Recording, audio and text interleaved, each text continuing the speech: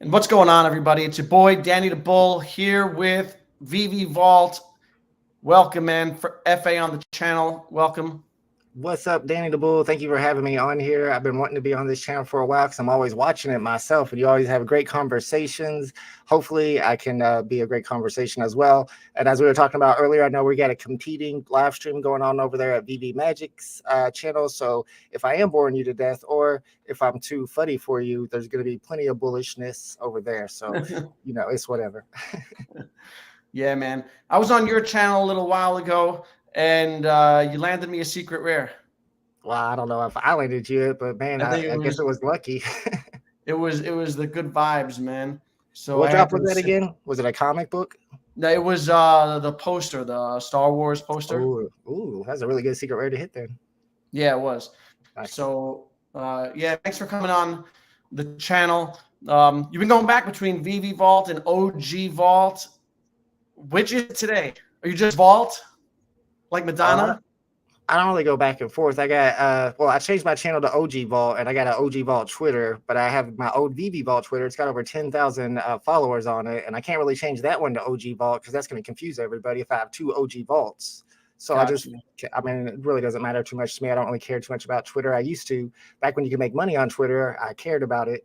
But now that, who cares? I'm just on there just to talk to people and put out my opinions. Not always good, sometimes good.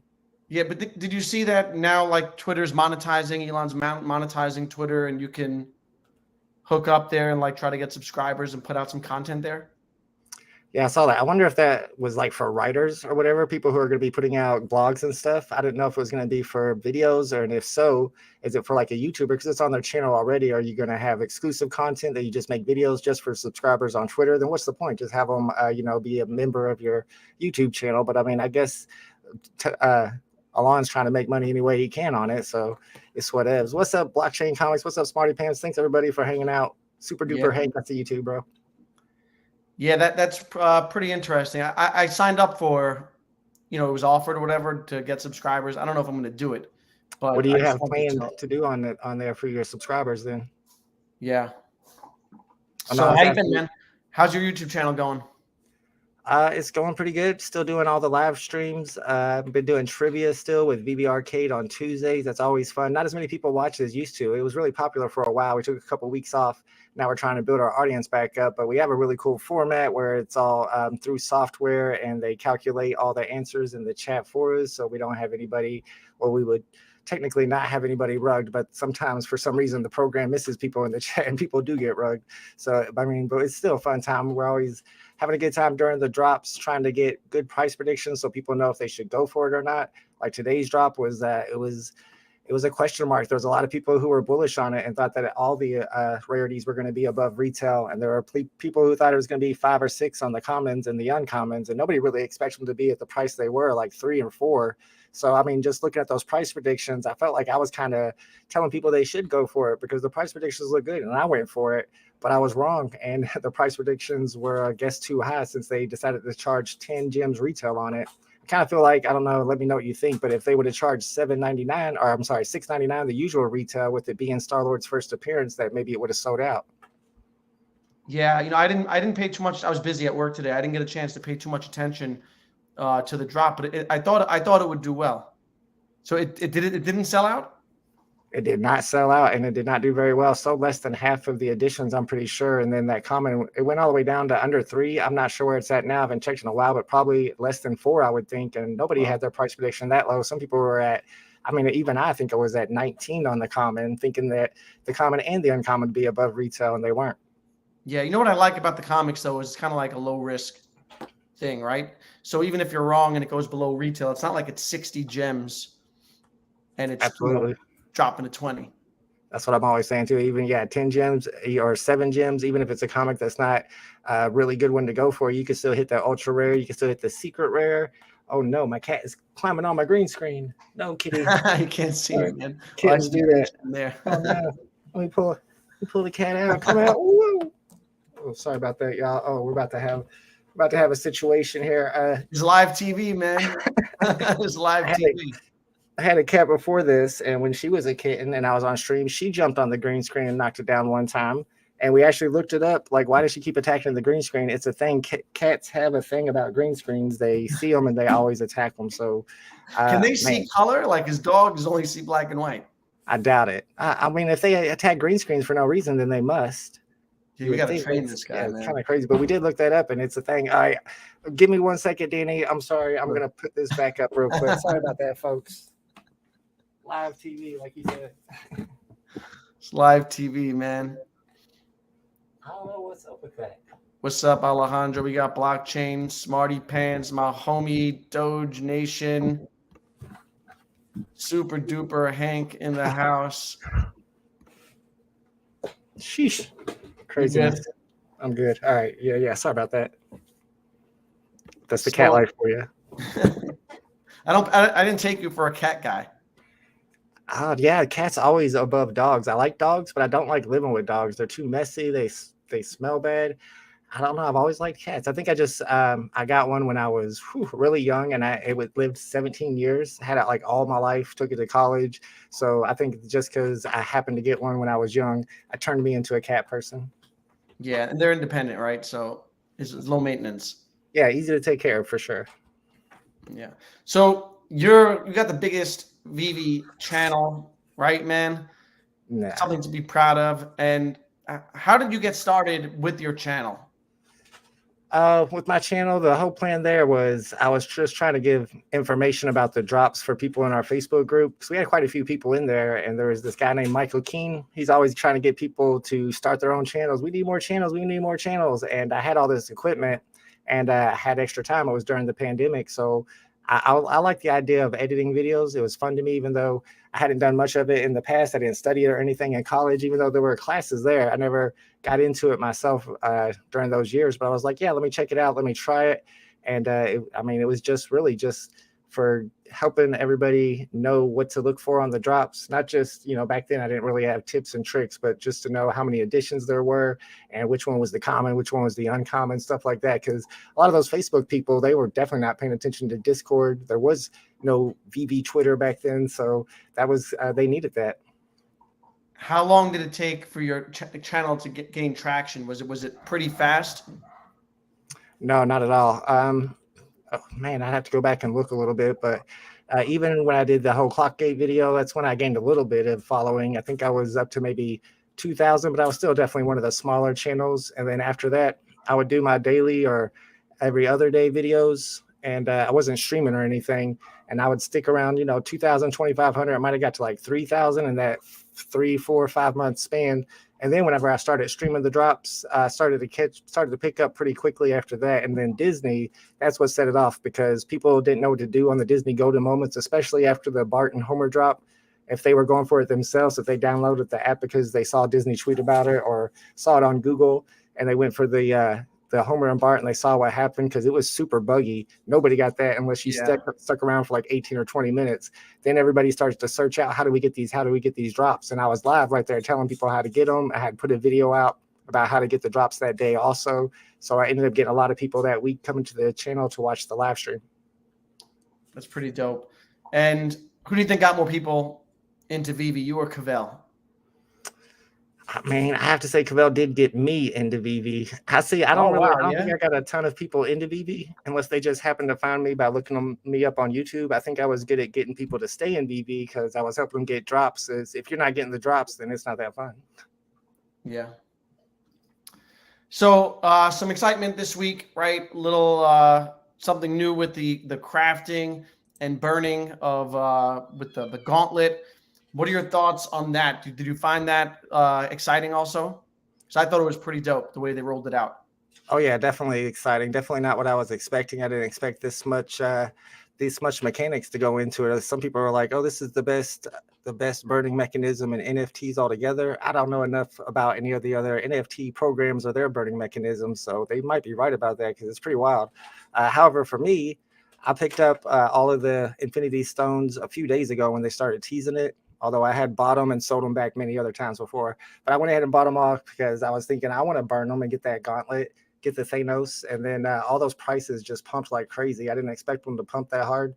So I went ahead and sold and took profit. And then they made the actual announcement. and that's when Ether was at like 80 and the Power Orb was at 40. So I went in and bought those two again, both of those, and let them pump, and then sold them back off again for profit. So I've just been selling my stones and looking at the edition sizes. I'm really not thinking Thanos is going to be so super expensive. Maybe the secret rare is going to be more than I think, because I know the secret rare Ayavaga model is like 700 right now. But I feel like I would save money by waiting to pick up that Thanos in the aftermarket. What do you think about it, and what are you doing with those? Yeah, I do have all. I picked up the stones along the way in Nice. anticipation of this, right? So, and I just held on to them, so I have them. So I'm happy that the plan is coming to fruition. I'm curious how that what is it like what's the regular Thanos? Is it a rare or ultra rare? Let me check it out right now. That's a good question. I'm pretty sure the other one's a secret rare. This one is Yeah. ultra rare. Yep. I mean, I would think that it would do well just because, in order to get it, you have to hold all these other pieces, right? And the combined prices of all these other pieces is in the hundreds of dollars. Yeah, that's true. So, my thought is that it'll do pretty well. But yeah, I think that secret rare is going to be quite expensive. Yeah, I think if you're going to use all that up, craft all those items, and lose those NFTs forever, then you're not going to want to paper hand that Thanos and get rid of it for too cheap. So you're probably right about that. And who are you throwing to the wolves? Who are you burning? I mean, I picked up a couple Electras to burn. Yeah, everyone's So burning Electra. just for just because everybody is memeing about it, I had to. But I went ahead and sold those back since I sold all of my stones anyway. But I think about things like this, the Infinity Stones, and then I look at something like the red Dr. Octopus, the red metallic, and I think, what if they start dropping red metallics? Maybe I should start stacking these Doc Ox, because we see how much the Infinity Stones pumped whenever we had some type of mechanism with those together. Yeah, I've got the red Doc Nice. Ock for that purpose, but I feel like they've kind of forgotten about them. I know. I don't know what's up with that. I mean, there's a lot of things that they announce and they don't really ever get to. But I mean, they already got one on the app, and they said that it would end in a series, and they always come through and follow through with what they said. So I assume eventually there's going to be more red metallics dropped, and whenever they do drop them, those will pump in price. But if they're going to have like 5 or 6 of them, the second drop's not going to make it pump too much. But whenever you get around to that 5th and 6th drop, like with the Infinity Stones, they're going to pump really hard. Yeah. You think they're going to do this crafting and burning on a regular basis or a semi-regular basis? I wouldn't think so until I heard, I think it was Alex talk, or maybe it was during the community update, but they were acting like they were definitely going to start doing this a lot. And I like that idea, especially on stuff that maybe they made too many of, and they can fix those edition sizes by doing some of these burning mechanisms. Yeah, right. So it achieves a couple of things, right? It allows them to get money off those secondary market, off things like Electra, Groot, or whatever, things that weren't moving. It creates interest and excitement, right, with the community, and gives them something to chase and something to do. And I think it makes the app a little more interactive. Definitely, it pumps up the community, gives them something to talk about, gives them something to speculate on, and I always like that type of stuff. It drives the community sentiment. Do you think there's a chance that Electra one day becomes valuable because she's just memed and burned every time? Like every time there's a craft and burn, she's thrown into the fire. Yeah, I guess it's possible. Daredevil is pretty popular, and if they make a nice Daredevil movie and they put Elektra in it, and it's a good actress, and then I don't know, it's tough though, because that face, man, it looks like, people say it looks like Reese. Butterface. I don't know, it kind of does. She is a butterface. I don't know. She kind of looks like the girl from Speed, the actress. Can't remember her name right now though. Yeah. That's the face I see when I see her. Yeah, she's in a football movie too. Yeah, I'm sure somebody in the chat will know. She's in a ton of movies. Sandra Bullock. Sandra Bullock. There you go. Good stuff. Yeah. That's what she looks like to me. That's the face I see. She does. Which ain't bad. That's not bad, right? She's an actress. She's pretty. Sandra Bullock, she makes bank. Yeah, definitely. So you got any price predictions for Thanos Secret Rare? Yeah, I think it comes below 1,000 because there are going to be a lot of editions. There's like 2,000 at least editions, 2,500 editions. It's going to be below 1,000, but I don't see it dropping below, I want to say 600. But then again, yeah, I would say between 700 and 1,000 would be my guess. What do you think? You think it'll be higher than that? I think that's pretty It could possibly go over at first, but I think it'll settle around 900 or so. Yeah, I can see that too. I was thinking about getting some gems up to possibly pick one up. Yeah. Yeah, I mean, Do I you think have? that'd be a cool, Do you cool have? one to Are hold. you sitting on gems or no? I'm sitting on a little bit of gems right now. Actually a Cat Bronson number 60 on the market for 299 gems, and the floor is like 200. I'm a big Cat Bronson fan, and that's like a really low serial number 60. And it's so hard for me not to buy that. I was really close to last night, and I'm like, I know we got this Luke Skywalker drop coming up tomorrow, and I'm curious to see what you think about the Luke Skywalker drop because I've heard people who have different opinions on it. But yeah, I'm Yeah. really close to buying that Cat Bronson. Are you holding any other cats? I used to hold a couple of them, but right now I don't have any. I'm a fan of it though. I like that one a lot. I can see I'm putting something together here actually in this stream, man. You got the cat, you I got a gotta brand have. new cat, and he's messing with your green screen. Yep. You're a big fan of Cat Bronson. Yep. I'm trying to think of what other cat. I like Allison Bamcat. I mean, I don't know if that counts. That's pretty funny. Yeah, I think the Luke drop is pretty cool too. We were talking before stream. You asked what I thought about the common. I think it'll go below retail just because $60, and I think there are almost 4,000 of them. But it is animated. What are your thoughts on that one? Yeah, that's kind of what I was. I think it's the rare actually that's animated, and then there's an ultra rare and a secret rare that are both low Right. edition. And the rare, a lot of people think will be below retail, but I just feel like this whole drop's going to sell out because everybody's going to be chasing the ultra rares and secret rares. So now, if it completely sells out, then I kind of feel like it might go above retail. There's going to be enough people holding on to those or even stacking those because it's Luke Skywalker first appearance. That's definitely important for the Star Wars fans, and it's probably going to means a little bit to the Disney fans. I don't know how much the Marvel comic character or collectors are going to care about it, but I feel like there's enough people there buying those and stacking those that it'll stay above retail. And I think I had a price prediction of 79 on it was my guess, but we'll see. I could be wrong. What do you got on? Do you make a price prediction on the ultra rare and the secret rare? Yeah, I put the ultra rare at 99 because there's 900 editions and it's not animated or anything. So I didn't go super high on it, but I did go super high on the secret rare. I think I got 550 because that is really low edition. So I think it's 519 and they keep 90 of them. So maybe 429 available to the public. That's pretty low for a first appearance of a really important character. Are you going for the drop? Yeah, definitely. Yeah, for sure. How do you like the way it looks? I've seen mixed reviews on Twitter.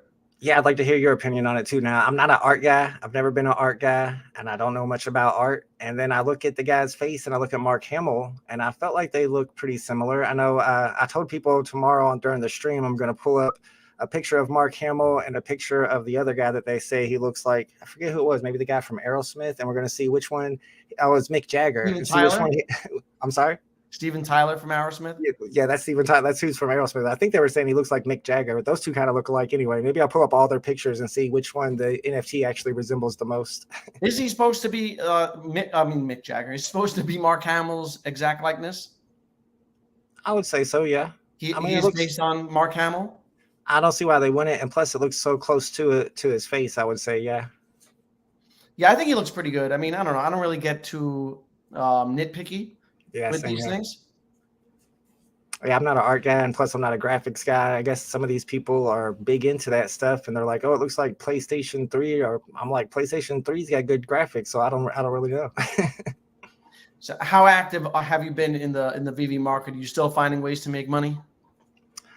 Yeah, I'm always looking for. I feel like a lot of the opportunity in the market right now is in these newer drops that are such low editions. A big thing that I do on the comic drops is wait to catch those ultra rares at the lowest price that they hit, especially on the comics that drop that sell out. If it doesn't sell out, that's a whole different story. But if we got a comic book that's selling out, and you can get into those ultra rares at the right time, buy 2 or 3 of them. Sometimes they'll double, as they start to dry up, because a lot of times there's only like 250 or 500 total editions of those. And if it's got a good first appearance in it, there's going to be somebody stacking those up at under 20 gems. You're picking them up at 15. It goes up to 30, sell them all back. That's a nice way to stack up a little extra gems on drop day. And are you playing like any for MCP points? No, not for MCP points, not much at all. I feel like that's a well game. I don't know. Let me know what you think. I know that you can get extra tickets and such for the drops, the waitlist Q style drops by having MCP points. But I mean, I do have a ton of retroactives, and I know they only have a 6-month shelf life. But I just don't have a big enough collection to get too many. I have over 100 comics, and comics will get you the most MCP points. I did buy rares quite a bit because I know those are the most MCP points per gym. But I just have so small of an account. I don't expect to compete or have a ton or anything. Yeah, see, I'm more of an Omi guy, so I was planning on possibly like what if the system is secure and everything, possibly staking Omi to get in those tiers and get some perks that way, just because that's just more my thing. So what do you think about Omi? What's up with it? When is it going to start pumping again for us? Yeah, I think it's going to be a little while. Sentiment obviously has been down, and just the lack of action on Omi. It's been 5 years, right? And people have been waiting for utility and waiting for anything positive and waiting for exchanges. And it's just kind of in this, prolonged downtrend. Other coins, if you look at like other altcoins, they're, well off their lows in this bear market. And Omi just is finding ways to make new lows. So short term, I think it's bearish, and it'll probably continue its downtrend because I don't see anything in the near future that's going to, shift that sentiment. But long term, my thesis on Omi hasn't changed, and I think that, if they execute their plan, I think Omi will be just fine. But they do have to hit those milestones for the next bull market in terms of getting utility out and getting on those exchanges. Yeah, I agree. I mean, if it does keep going down, like you say, I would like to get into it at some point where it's like so super low that I can be Omi millionaire for under $500. I think it's getting pretty close to that at this point. So It's pretty close. That's not bad. I kind of like that idea of only paying $500. You got a million Omi, whatever happens from there, you got a good chance of making a lot of money off of that. But as a crypto person, what do you think about the whole Pepe stuff? Because I mean, I'm not a crypto person. I'm new into this game, but it kind of makes me mad because it's like all these other people are investing in stuff that actually does things that people are really working hard on.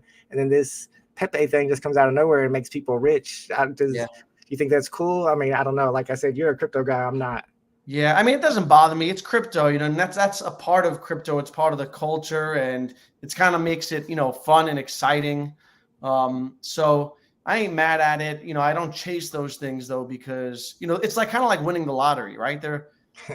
By the time you hear about it, it's too late. People already, hit, and they got an early, skyrocketed, and now everyone chases and gets burnt, right? So I learned my lesson in that regard. But, it doesn't bother me. And it's also a reminder that, people get frustrated with Omi and they, the sentiment gets so low, but sentiment can change so fast, right? And you look at a coin like Pepe with no utility, just like hype, that hype can come into the Omi token one day. And it's got that narrative that, I think people can rally around. And it's a reason why a lot of us are here. Did you get into Veve through Veve or through the Omi token? I got into the Omi token. I was trying to find out about crypto, and I always felt like I wanted to, for some reason, find a token to invest in that was only a penny to buy, so I could buy a whole bunch of them, or less than a penny. And I saw Omi token as one that was really cheap. So, I mean, it was one of several that I looked into. The other ones I weren't interested in, but when I found out about the Veve app and all their licensed IP, I already knew a little bit about NFTs, and I was like, yeah, this is definitely something I'm interested in. And then once I had picked up a bunch of Omi tokens, I joined their Facebook groups, the Comey Facebook groups, and that's when I started finding out about the NFTs and was like, yeah, I'll try to collect these too. And what's actually really, I got it. Yeah, I got it exactly through Omi. Right, I heard about it when I was on your channel. We were chatting, and I saw an Andre Jik talking about Omi, and I was looking for an NFT project, an NFT coin to invest in. And then I learned about Omi and all the IP that it was attached to. And it's just a natural, it just makes sense. And so yeah, I think that it still makes sense to me. The team hasn't, delivered on what they said they were going to deliver on yet. But, there is time for them to hammer things out. Do you think that they will shift things around? What are your thoughts on sentiment? Thoughts on sentiment when it comes to Veve in particular? Yeah, like how everyone, there's been like a lot of negative sentiment in the community. People souring on the project. You know, some people leaving on Twitter and selling off their collectibles. Yeah. Well, I mean, I think a lot of times whenever they speak to us, the sentiment changes really quick because they're professionals and they know what to say. And they always have good news for us, whether they're dangling carrots or it's completely true or not. I just feel like if they would have communicated more, the sentiment wouldn't have gotten so low. Because when it got as low as it did, that was like the 2 months where we didn't hear from them at all. So the more we hear from them, the more people are reassured that they're working on stuff and that stuff is going in the right direction. When they don't hear from anybody, then that's when rumors start circulating. People can create their own narratives. And when it's on Twitter, narratives go around pretty quick. Yeah. Got NFT Hero. Are they removing KYC requirements for drops in order to sell out the collectibles again and make MCP more valuable? They are rolling back. They said that they're working towards rolling back KYC requirements so that people can participate in drops without the need to KYC, which I think is a smart thing. I mean, it is good for onboarding. I know they talked about how they had so many people come into the app, but only 10% KYC or only 5% KYC. That's definitely a barrier of entry that we need to remove. However, it's going to make it tough to get drops because the bots and the botters are going to manipulate it and take advantage of that and create lots of accounts, even on a queue style or wait list drop. I'm assuming that people will be able to create dozens or hundreds of accounts and have a better chance of hitting. I don't know. What do you think? Yeah, I don't know. But then they can't cash out, right? Or they'd have to buy a KYC account. Is that how it goes? Yeah, I would think like if it was a big drop, maybe they make 100 accounts and 3 of the accounts hit, so they KYC those 3 accounts. Yeah, you know, it's kind of like, I don't know. It's hard to fight off the bots, and you're kind of like damned if you do, damned if you don't. I kind of accept, like, I don't, bots to me are like part of just the game. You know what I mean? Like when I try to buy sneakers, I know that I'm not, you know, it's any Supreme drop goes to bots. I haven't seen any company that I know of really successfully like just, you know, get rid of bots. I think a queue system would definitely help. But do you think it's possible to balance that out, right? Make it accessible to everyone, and cut off the bots at the same time? I think it is possible, but it's not something that Veve can do. It's something that government can do. And they've talked about passing regulation directly towards botting and botters. And if they did pass that regulation, I think that would help a little bit. However, I don't know if that's American regulation. How's that going to help internationally? Because I'm assuming most of the bots are coming from other places like Romania, because Veve blocked Romania on big drop days. And that's a major reason of why they blocked that country. So I don't know if that regulation that they're working on is something that it would be international, but if you could get international regulation where botters got prosecuted, then people would stop botting. And then people could also get around it with a VPN. Right? I mean, I think security is.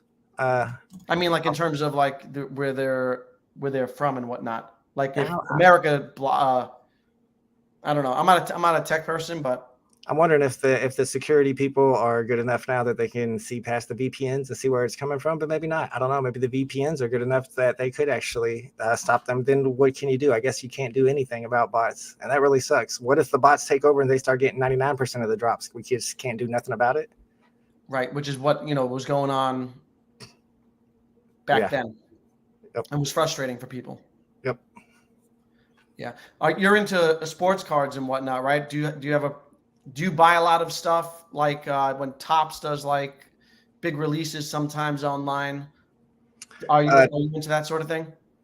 No, because I don't like busting open packs because I have bad luck and I don't ever get anything good. But I do sometimes buy the Project. I think it's Project 20. I don't know if you heard of Project that. 2020? Yeah, Project 2020. I buy those cards, especially the Alex Pardee cards, the Ronald Acuña's, the Mike Trouts I did really good with. I think Ron English even has one, and there's a couple other artists. And I flipped those on eBay and made a lot of money off of those because they do really well. Were you buying them during the pandemic? Yes. Like when they were dropping? Yeah. They were fire. I was buying them up, man. That's kind of like how I got back into investing. I was buying up those. For people who don't know, Project 2020 was a series by Topps where they were re-releasing famous, iconic baseball cards, but created 20 times by 20 different artists. So they were like artist renditions of iconic baseball cards. And they would drop them and they'd be available for 48 hours and they would mint to order, right? So if 1,000 people ordered them, that's how many would be minted. And they caught fire. And I think I invested a lot of money because I started flipping them. Nice. And I invested, I think, $15,000. Dang. I just loaded up my credit card. I was going nuts.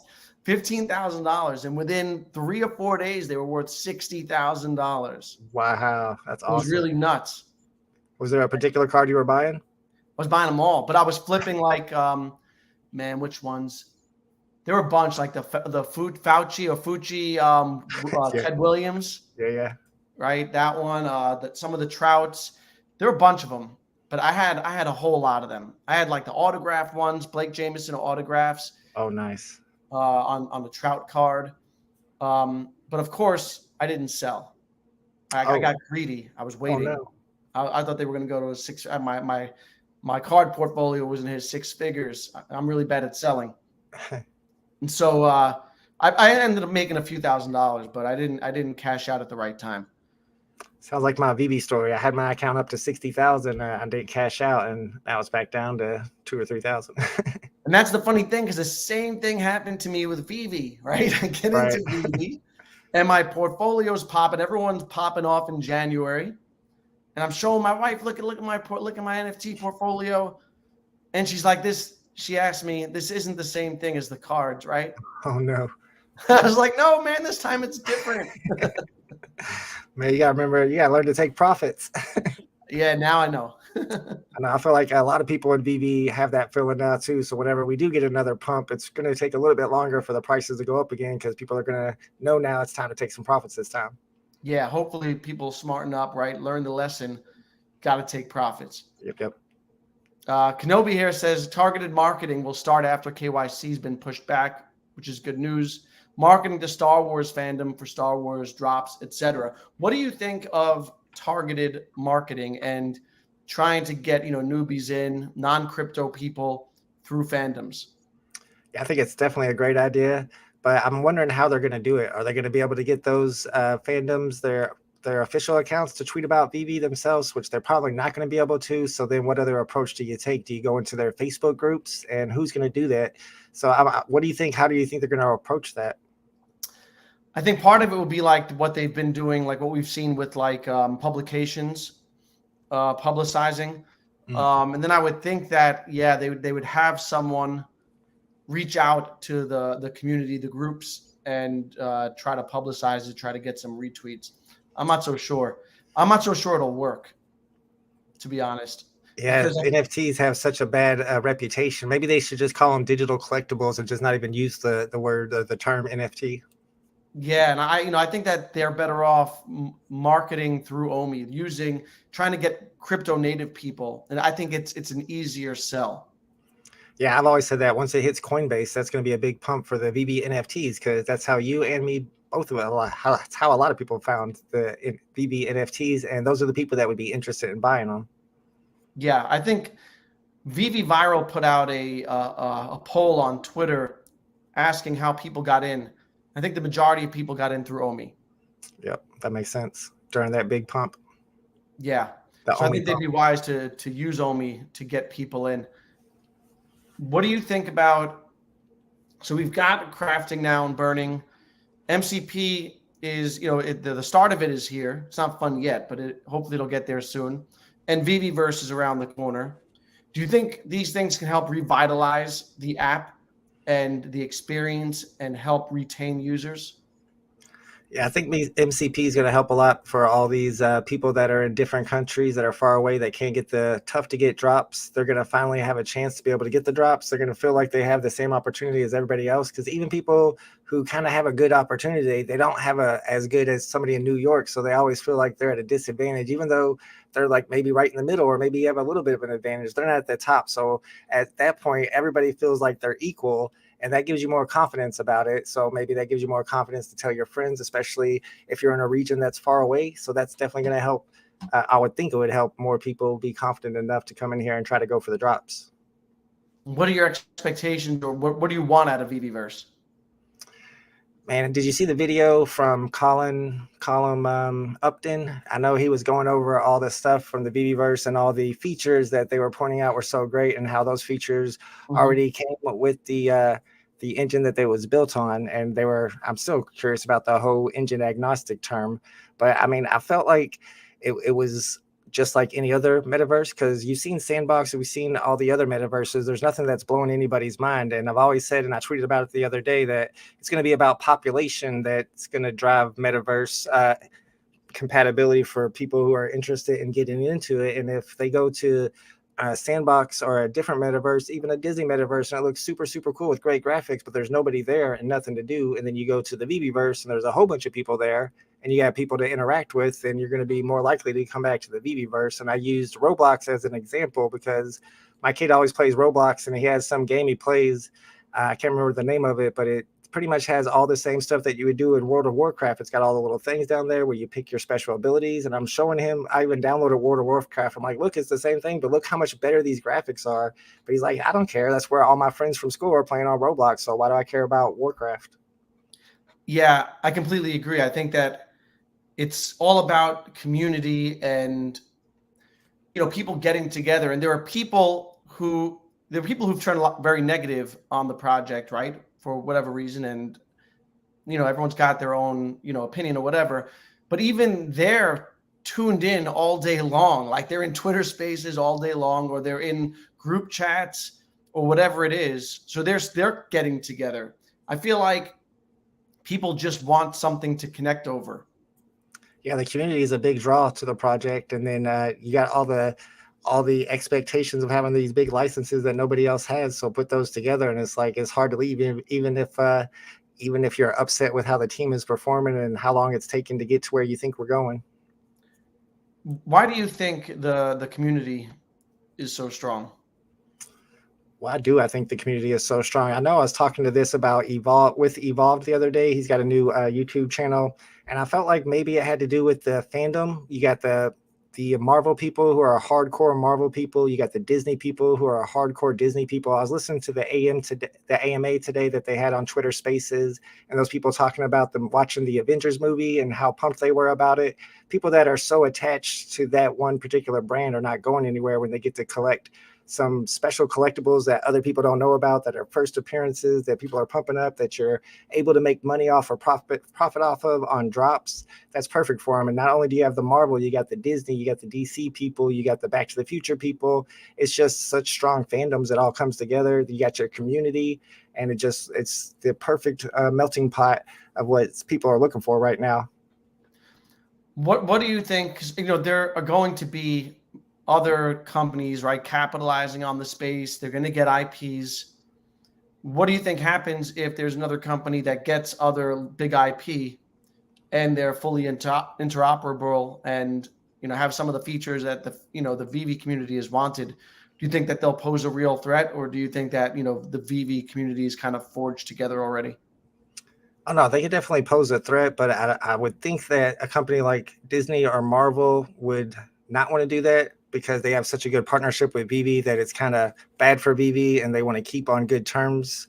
So they wouldn't do that. But if they did do that, it would be bad, because if they could add some type of utility, interoperability in itself would be a utility that our NFTs don't have. And the utility is kind of what drives the value. So if those NFTs are able to be taken into some type of video games or something, that's another utility that's going to give it extra value. And although first appearance is important and cool and everything, it's not everything. And a good example of that is, I told people a long time ago that C3PO with 400 something editions was going to flip the C3PO FA. And nobody believed me, because C3PO FA has like 12,000 editions, and now it has flipped it, and it's the scarcity. Even though you got the FA on the other one, it's the scarcity. FA is not everything, and if you have utility, or even if they have scarcity, that can make them more valuable. What do you think will make so long term? You think FA or scarcity, or is it like a combination of both? It's scarcity. I mean, think if Disney put out a one of one or even a 5 edition partner statue on a different platform. I mean, how much is that going to be worth? It's probably going to be worth more than the partner statue on our platform, even though it's first appearance of Mickey and Walt, because there's only 5 of them. Yeah. I'm curious. This is like we're all like very. It feels like this has been around for a while, but it's all so young. I'm curious to see like how strong the VV brand will be years from now. You know, in cards, there's like tops. You know, True. and then others have come along like Dunross, Flair, Panini, or whatever. You know, but tops is tops in baseball. Yeah. I mean, So I hope that VB is like a brand where it's the tops of all of this, or the Amazon, like they like to say. But I think they need a stronger VB verse than what they're showing us. It needs to stand out, and just not the community that makes it valuable. If they have something that's going to attract people on its own, then yeah, that's what they will be, I believe. like games and whatnot, right? Exactly, like gamification and good graphics. Yeah, NFT Hero brings up. I don't know if you saw that. You'd be able to create a shareable link that allows others to view your vault, right? Even without an account, and that's a good feature when you think about it, because that's a way to get people in. Yeah, absolutely. You just give somebody a link on Twitter, even if they're not a VB user, they just click on it. They can see everything, or what it looks like if they had their own account. So yeah, that's definitely cool. Do you think there's been a lot of talk about interoperability, and it's been an ongoing discussion? It's the discussion has kind of heated up recently. Do you think VV needs interoperability? I mean, in some ways, I think it does to onboard the crypto community. I saw somebody in the chat earlier was asking, are VV real Yeah, NFTs? And then, there if it you have is. interoperability, that kind of solves that whole discussion. But the problem is security still. I mean, I see people getting their Bored Apes stolen, and they've been in the game 10 times longer than I've been into it. And people who are computer experts getting their stuff stolen, they're like, I have it all on my physical tablet or whatever. And so at this point, I feel like they might be wanting to wait for security measures, or for things to be more secure, for the technology to advance a little bit before they allow people to take all their NFTs off the app. Because what's VB going to have to deal with whenever they have interoperability and people start losing their partner statues? I mean, they're going to be mad, and they're going to be on Twitter yelling about it for sure. Yeah, but see, I think that's so the good thing I think about VV, and if they hopefully I want them to get interoperability just so that we don't have to hear the discussion. This way, there are no questions. And also, I believe in self custody. I believe it's a tenet of the whole space, and it's important. Um, and I forgot what I was going to say. Oh, about the interoperability, why it's important. Oh, in terms of security, I think that those who aren't crypto native or who are scared of that sort of thing can just then leave it in VV, right? And leave it to a central. And I think most people would. I think very few would self custody their collectibles, and those that do are the ones, who are comfortable with it. Yeah, so what do you think? I mean, I think you're right about that, and I think most people want it, and BB says they want it, and it's definitely coming. But why do you think they haven't made the art stuff interoperable yet? Because I know the artists have agreed upon it too. Yeah, I think it's got to do with money and the royalties, enforcing royalties. Right, that makes sense. And I asked Reese about it. He was on one of, I think I was on Jordan's channel last week, Oh and yeah. Reese was on there. And I asked him, and he said it was about royalties. But then I Okay. brought up the artist. I think that the artist pieces would be a perfect, introduction into interoperability because the artists want it. And I think it's a win-win because it shows the community that that we're headed in that direction. Yeah, absolutely. That would be big for the community. That would make sentiment go way up, I think. Yeah. We got what's up, Audible? Yeah, Audible's got a good point. How can they make a comeback if they are the leader in the space? This is very true.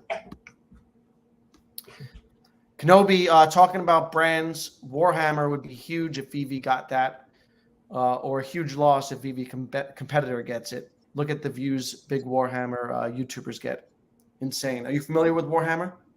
I am familiar with Warhammer. It's the type of game I would like, and I've played a lot of games that are similar to it, and I've bought and sold those figurines, but I haven't played the game itself. And I think the deal with the Warhammer as NFTs would depend on if you can use them to do anything. Can you play a game with them? Because if VV just dropped the Warhammer figurines with the Warhammer license and you can't do nothing with them, I don't know that people are going to care so much. But if VV dropped a Warhammer game and you could buy the NFTs and play the game against each other with it, then they would be worth a ton.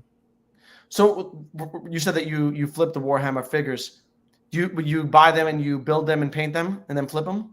Oh no, I just buy them when I see them at yard sales, and usually they're always worth more because people sell them for super cheap, and they all have, not all of them, but some of them have lots of extra value. You can always make profit on them.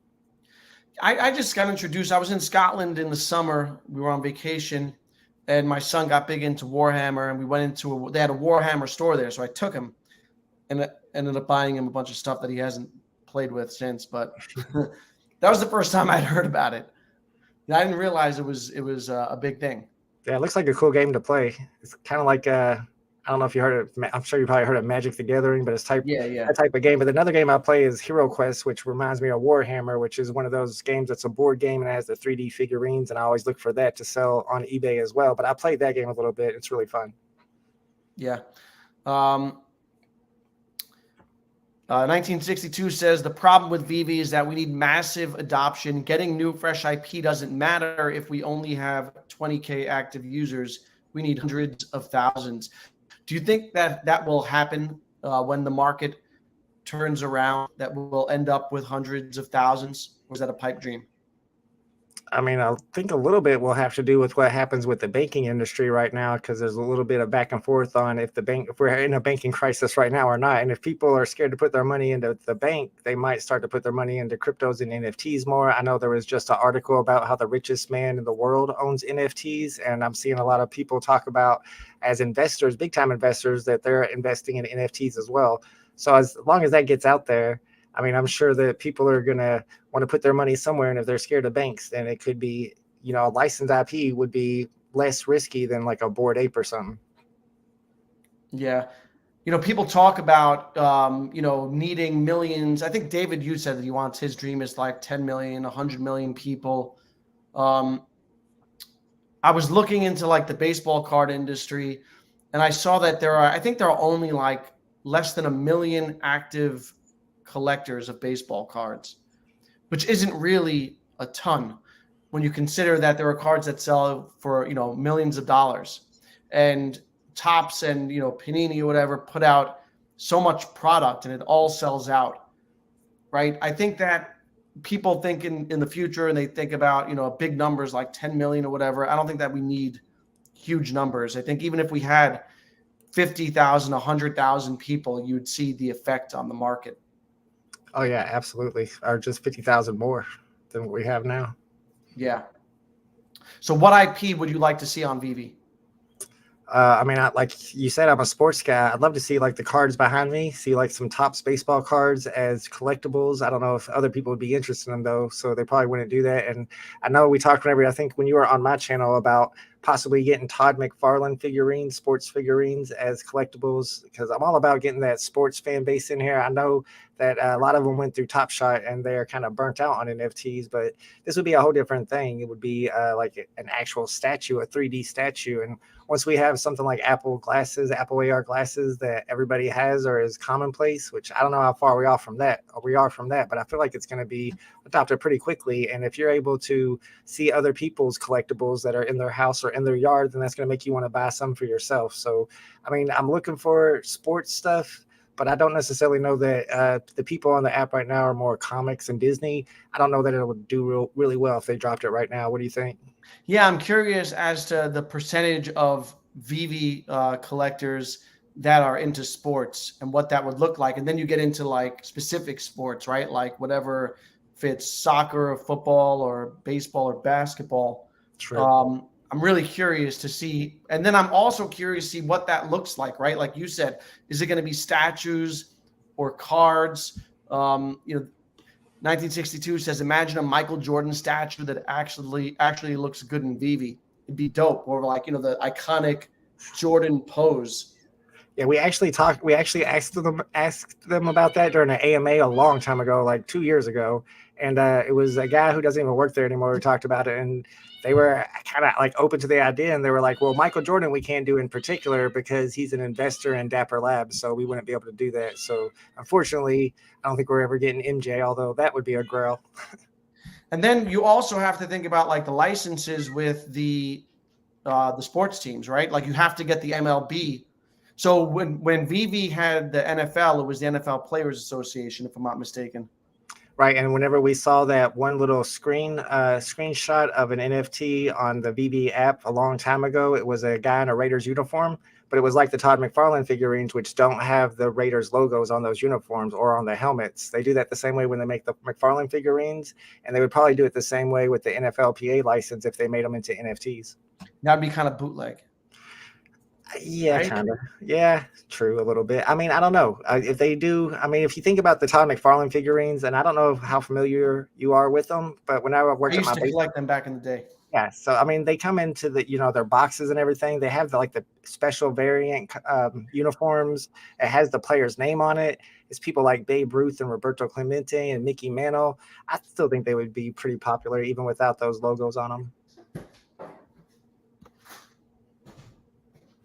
Yeah, it's like Donruss Optics. They have baseball cards without MLB logos, and I think Panini is still Donruss turned into Panini. I think, right? I think Panini bought Donruss. Yeah. Yeah, and in baseball, so if a rookie card comes out, the Panini one is less expensive or less valuable than the Topps one because it doesn't have the logo on it. Yep, they lost their license with MLB, but I think Topps might have lost theirs too. No, so Topps, yeah, another company bought the license, but then I think they absorbed Topps. Oh, because see, I had heard Topps was losing the MLB license too. I was like, what? Yeah. Topps of all companies, really? Crazy, right? Yeah, Topps lost the MLB license to I forget the name of the company, but then I think recently I heard that is it Fanatics? Oh, okay. And then I think they absorbed or bought out Topps, so that works out because there's so much legacy and time involved there. Yeah, I would not want them to lose their license. I actually bought some Topps NFTs when they first came out a long time ago, about 2 years ago. They dropped on Wax, and they had one drop. It was like a super glitchy drop. You could get up to 10 packs. Some people got 10 packs, and a lot of people got 0 packs. I was one of the people who got 0 packs. And then the drop was so buggy, and I guess, I don't know, they didn't get along with Wax that they never did a drop again. And I still have some of the cards that I bought back then, a few of the Robert Luises and Mookie Betts. And I've been holding them, but they haven't gone down in value or anything. But like what I said, are they sitting at? I could look at my phone. I think $60 total, and I only have about 8 cards total. And I think my most expensive Luis Robert is at I want to say $35. So you can sell those like directly to people? Yeah. They use the Atomic Hub as their marketplace. That's pretty cool. Yeah. So are you still big into the card game and collecting? I mean, what I did was, and I have a video about it if you're into baseball cards, where I had like the ones behind me. I had a big collection of the 1958 Topps. I had 200 cards of those that were autographed. And then I had my own vintage baseball card collection too. And then I have just all the other cards. So I sold my 1958 Topps off for like $4K. And then I sold my whole vintage collection from 1979 and earlier for like $4K also. And now I'm starting to piece out the rest of them. And I hadn't been doing it for a long time, but I've been putting them on eBay recently, and they sell really fast. eBay has a new service now where you can ship them for like $1.25 or something. Oh. They have their own special service with the USPS, and it's really helped card sales a lot. So a lot of times as soon as I list something, it gets sold. So those are like 2-day shipping? That's for like 2-day shipping? Yeah. Well, I'm not sure. You put a stamp on it. It's probably 3 days, okay. But you might be right. It might be 2 days. I think I sold a lot of cards on. I got really big into the vintage card game, nice. And I was selling a lot of cards on eBay. I had a pretty nice collection, but I sold it to buy crypto during this bear market, most of it. Yeah, so did I. I sold it during the bull market, unfortunately, to buy. But it was during the card bull market too, and I made a ton of money off of cards. A lot of times I'll go into these Facebook groups and I'll look for people selling these vintage cards. Since you're a vintage collector, you probably know a little bit about it. If you find one that's really well centered and has good corners, nice edges and everything, and they don't realize that it has extra value because it's in such nice condition that you can get good deals on it. I bought. It was 1953 Topps, and this dude had like 18 of them. And I'm telling you, these could have graded like 7 or higher. Like people were saying that these were 6 to 7s, and that's really high for 1953. So I bought these like super cheap and like flipped them for 20x what I bought them for. That's dope. I got a 53 card here for you. All right, who is it? There we go, baby. Oh, that's a 50. Is that a 53? That's a 53. Oh wow, Mickey Mouse. So it's the second year. Yeah, second year mantle. Wow, that is great condition too for that age. That is It's a beautiful. low grade, but it I think it's should be It looks graded good. higher. I It's don't a see any creases or anything, nah, it's pretty nice. and it's 1.5. PSA. Whew, Yeah, that's yeah. beautiful. What's it worth? Do you know? Man, I haven't looked in a while. It's a couple $1,000s. I don't know if it's like 2 or 3,000. Yeah, I haven't had many Mickey Mantles in my life, but usually when I get them, it's when it's a team leader's card and he's up on the corner or something. Yeah, I don't yeah, think I've yeah. had many of the Mickey's I by himself. Those are nice cards. I had bought a 56 mantle PSA 5 and I for like 550, and then I Mhm. sold that for I want to say 12, 1300. And I had picked up that one, and then this is my other Grail card. Uh-oh. You got right there, Are you baby. kidding me, bro? This dude's pulling out original Babe Ruth cards. What is Yeah, going on? man, that's my Babe Ruth. I didn't know you was doing it like that. Oh my goodness, he's got some grails for real. Wow, that's amazing. 1933 Sports Kings Babe Ruth. Sheesh, that's awesome. What was it graded?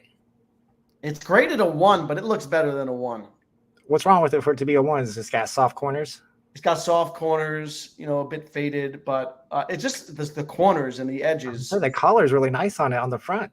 Yeah, this is better than a 1, man. Whoever graded this at I feel like it looks pretty PSA good. doesn't know what they were doing. I've seen man. some of those that are like really faded too. That looks nice. Yes, and yeah, it's not peeled or anything like that. I think it's pretty good condition.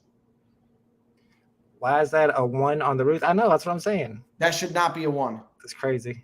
That's a great card though. Yeah, good stuff.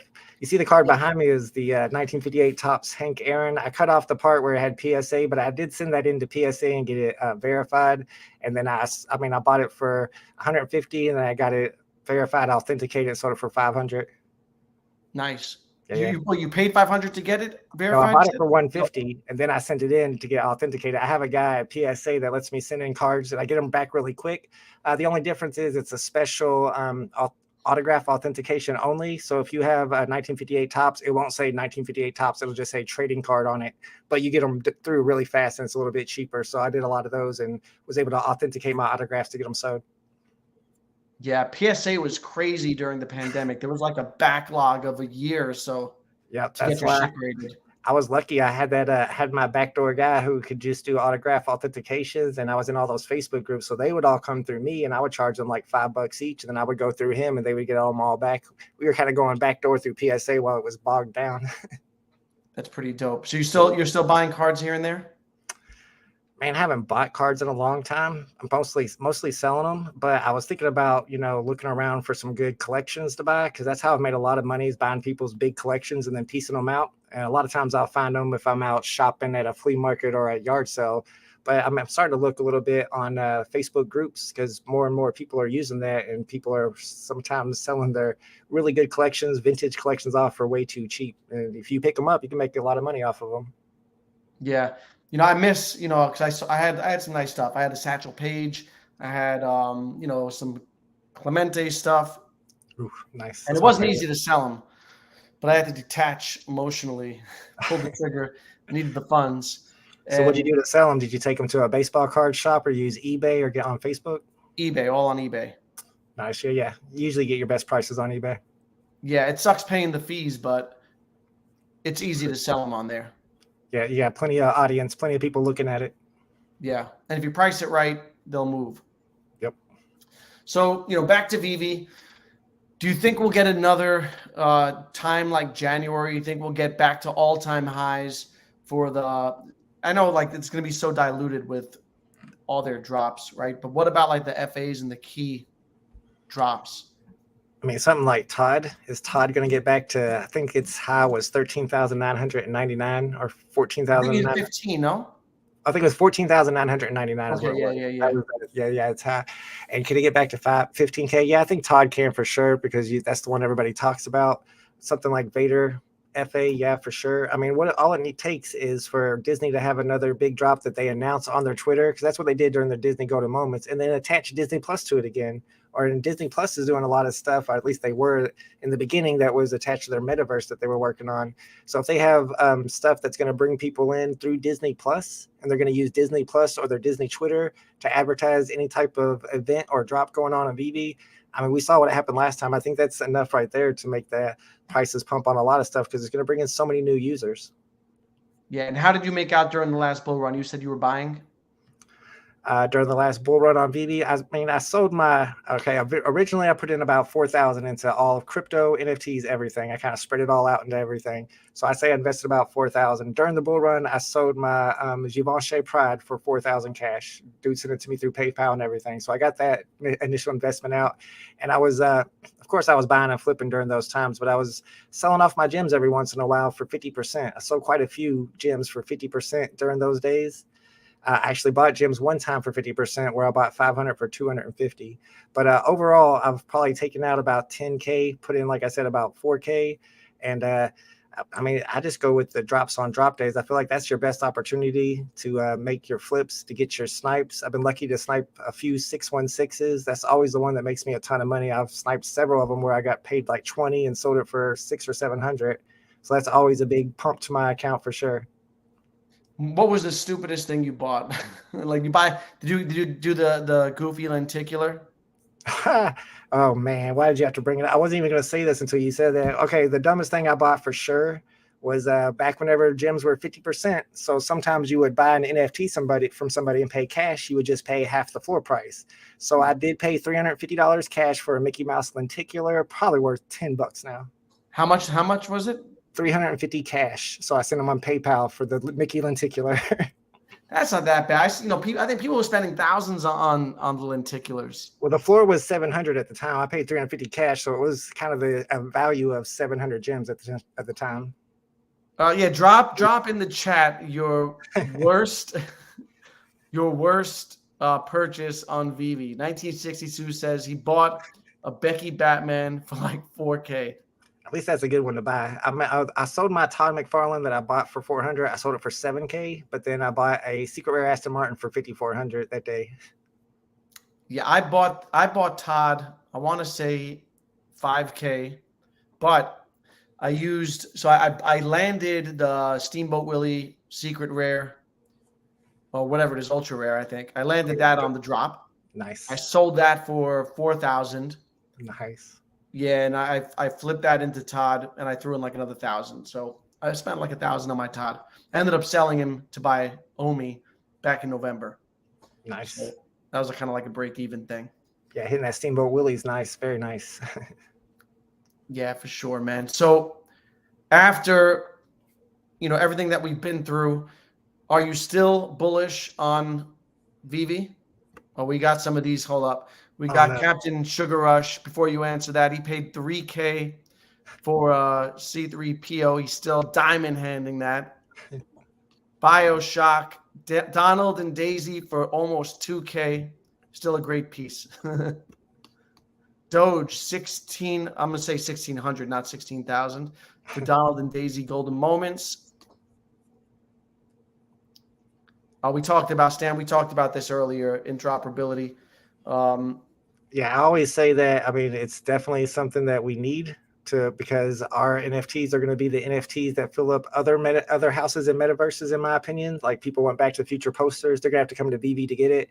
But I mean, there is a path to non-interoperability that works, and that is if they make their Veveverse so attractive and so great that it attracts new users in by itself, mass amount of new users, and that could pump our values without interoperability of our NFTs anyway.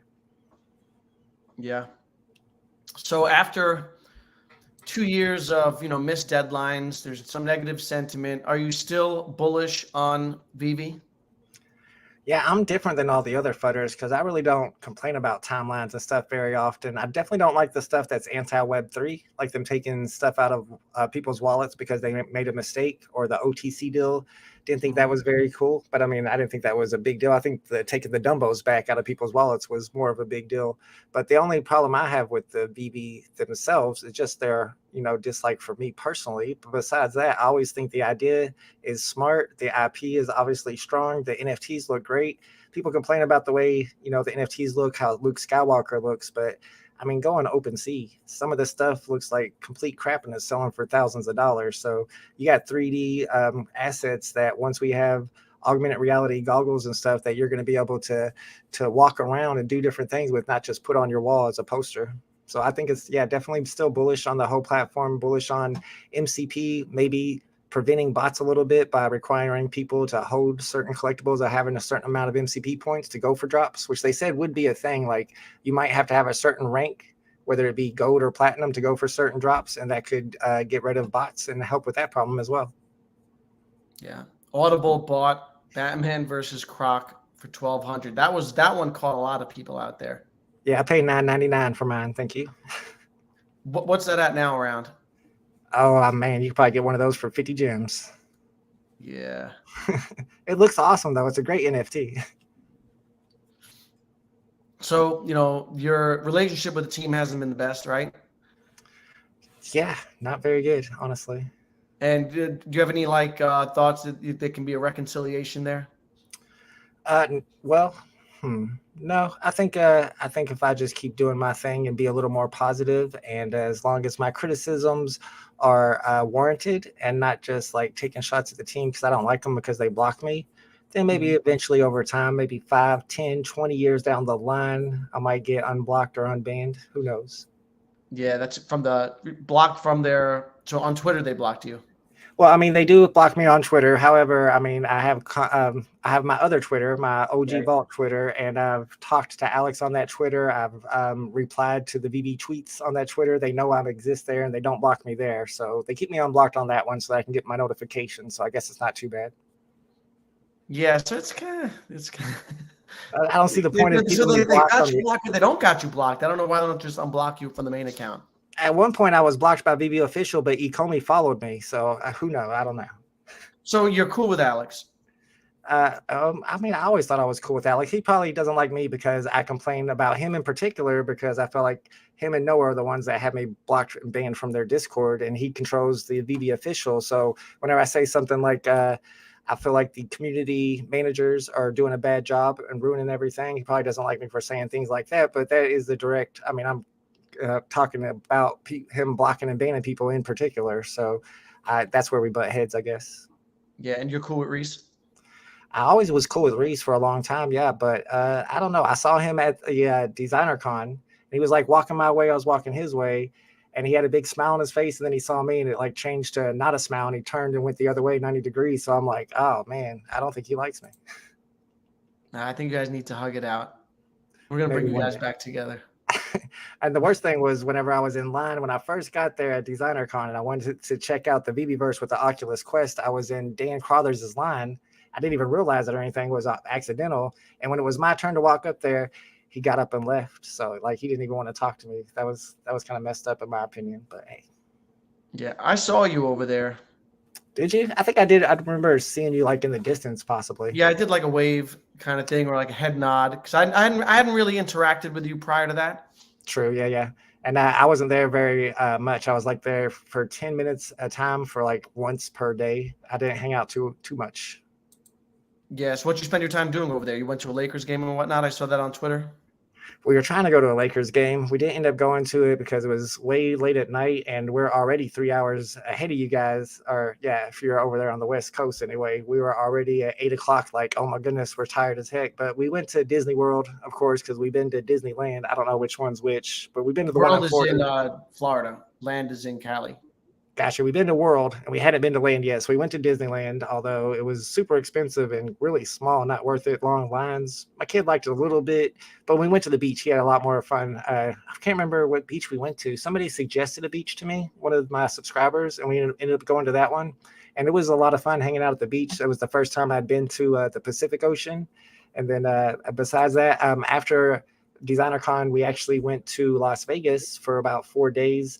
My mom had, she's a big gambler down here. So she had some special rooms or some free rooms she gave us. And I was like, sure, we'll extend our vacation a little bit, even though I'm taking a kid to Las Vegas. I got a few weird looks walking down the strip with a kid, but there were other kids there, and there's plenty of like kids things to do. So we had a lot of stuff to do there. It was pretty fun. Would you go back to Decon again? I don't know. Probably not. No, I don't think that. I think it's more for the people that are the super big bulls, and not that I'm not bullish, but I'm not in that super big bull family. Yeah, you hang out with Veve Arcade was there. Yeah, VBRK is awesome. He actually, I have a chess piece that I had started like 8 years ago, and the guy who did it actually went to prison, and I never spoke to him again. So I didn't have anybody to work on it. And he's a great artist. So I had him actually got a discount on my tattoo from him because I owned one of those Kid Arcade NFTs. So he worked on my chess piece when we were in Vegas. We hung out at his studio for a little bit, and it looks really good too. He did a great job. So yeah, it was awesome getting to meet him. Yeah, I'd probably head back. I enjoyed. I met Daniel Lee out there, who I'm kind of Nice. cool with, and some other guys. So, I enjoyed it. I'm in New York, so I'm going to go to New York Comic Con again this year. I saw them. So I saw the team there last year, but I didn't really interact with them too much. Nice. So you flew all the way out to California for DCon. Yeah, I did. That's awesome. Yeah. Yeah, it was a good time. Yeah, But the announcements were big too. Banksy and the Lamborghini, although they said Banksy was coming out by 2023, end of quarter 1. So I'm not sure what happened with that. yeah, a little pushback. I feel like there are a lot of moving parts in terms of getting their releases out. And I don't know if that's why they have had so many drops recently, because they have to get these things out, or it's just a matter of getting their cash. I can But I think of think, lots of drops that they've announced that haven't came out yet. yeah, there are a bunch of things sitting on the shelves that never came out. So Yeah. many licenses that they've acquired that they've never gotten around to, because they've been so busy with Disney and Marvel and Star Wars. I think the majority of the app is kind of revolves around those brands. Yeah, those are the big guys though. They get precedent for sure, and they probably got the most fans too, so it makes sense. Yeah, Veve Crip says a lot of STDs came out of Decon. I don't know about that. Yeah, man. I want to thank you for coming on the stream. Thanks, Dan. I appreciate you having me. I hope one day the team unblocks you from their Veve official, because you've been a service to the community. You've done a lot of good work with your streams. I'm sure everyone here already follows you. Appreciate that. I don't know if I'll have anything to talk about if they do though. If they do unblock you, yeah, then I'll have nothing to complain about. yeah, it's true. Maybe we'll keep you on block. You need a chip on your shoulder. Yeah, that's true. I work better that way. Thanks to everyone in the chat for coming through. Thanks again, Vault. Appreciate it. Appreciate your cat. See you next time. Peace out. Later, guys. Appreciate you, Danny.